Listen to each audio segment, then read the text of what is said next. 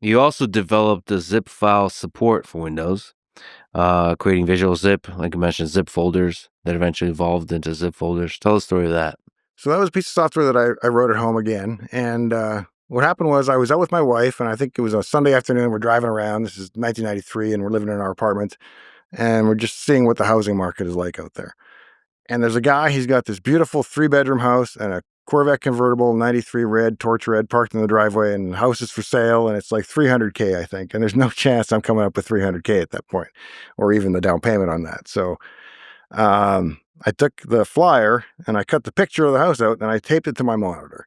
And that was my incentive to just write something at night. Because when I came home, I was doing two things. I was, one, expressing a creativity that I couldn't get out at work when I was just fixing bugs. And I was trying to make some extra money. And so I wrote a shell extension. Before I actually went to the shell team, I started it. And that's what led to my interest in going to the shell team, based on a MSDN sample, or MSJ at the time, MSJ sample that I saw on how to bring up a folder. Well, once I had the very basic bring up a folder template, adding zip file support to it was just incremental all the way. And I released it as a shareware product. I think it was $19.95 or $29.95. And I sold whatever, a couple hundreds or thousands of copies. And one day I'm getting ready for work and I get a call, and it's a lady, and she says, "Are you Dave Plummer?" And I said, "Yeah." And she said, "Are you the guy that wrote Visual Zip?" I said, "Yeah." And she said, "Well, this is Betsy from Microsoft, and we'd like you to come by and come in and talk about an acquisition of it." I said, "Okay, what building are you in?" And she's like, "What do you mean?" I said, "Well, I'll come by."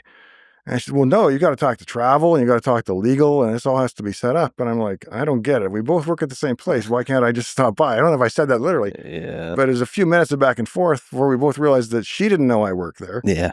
They had just cold called the author and then found out that it was me. Yeah. And Funny. so they made me an offer on it. And it's the kind of thing where if I don't accept the offer, well, now my choices are I can keep selling my own version and quit Microsoft, or I can stop selling my own version and work for Microsoft. Neither of those is great. I mean, I keep my job, of course, but I'd like to still have this income stream. And the other option was accept their offer, which is what I did. So then I bought a used 93 red Corvette. And you got to continue building it internally. I did. So we took a lot of features out, right, to simplify it, because it had encryption and it had a number of features that were common in zip programs of the day, but probably weren't appropriate for Windows. And at the time, encryption was like a munition. So you couldn't just add encryption willy-nilly to various parts of the operating system. So we took out some things like that. Multi-volume support, I think, was taken out just to simplify it. Can you speak to zip in general, just the history of zip and, compression, that whole thing? It was really born out of the BBS era, when people were dialing in on modems to download trialware and shareware and other things from BBSs online, and to compress them. Executables compressed about half their size. Other stuff compresses much more.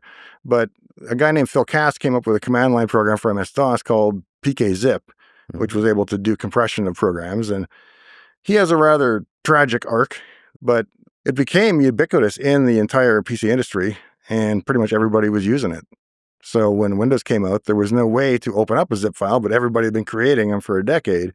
And so that really drove the desire to have the zip support right into Windows. Yeah, and that's another piece of software that's just kind of with us to this day. Mm-hmm. And it could be vastly improved, but it was written in a single core days, so it doesn't do anything multi-threaded. And you've got a 96 core 7995. Well, it uses one of them to unzip your file.